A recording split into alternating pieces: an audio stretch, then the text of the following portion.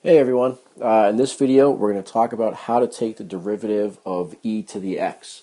And this particular one is going to be rather interesting because the derivative of e to the x, you'll see, comes out to actually be itself e to the x.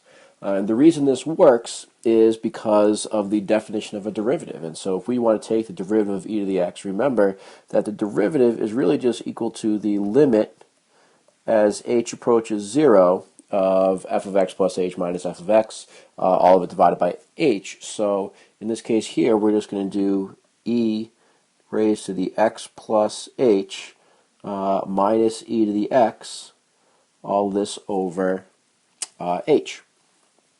And so in order to figure out this limit, we can't just go ahead and plug in, obviously, because we know that h would be 0, be undefined. So to find this limit, as h goes to 0, we're going to rewrite e to the x plus h. And so if we're adding the exponents, that really means that we must have multiplied the like bases. So I'm going to make this e to the x times e to the h minus e to the x, all of this over h.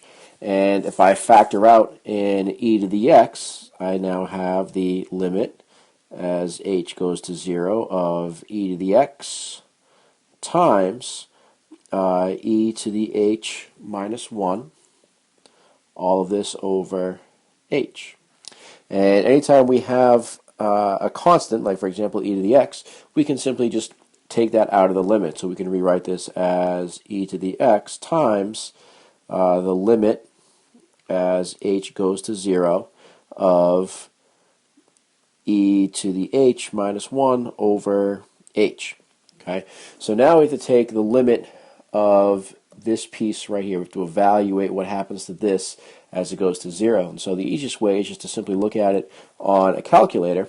And if we were to look at this on a graph, it would actually look somewhat like this. And this point right here, where it crosses the where the crosses the y-axis, would actually be a hole.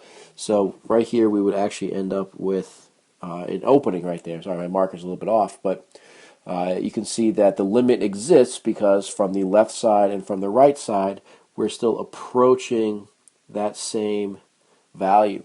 So if we look at this on our table on a calculator, we plug in numbers very, very close to 0 on the positive and the negative side. We're going to find out that this point here is really just the integer 1. So the limit, this part here, our limit really is just 1.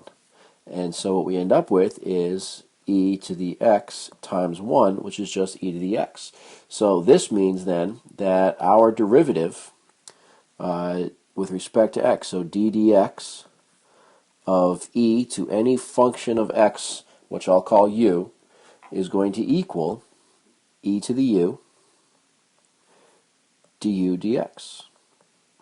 Okay? So it turns out that if we have the derivative of e to the x, our answer is just e to the x. It's its own derivative. Okay? I hope this helps, and I'll see you in the next video.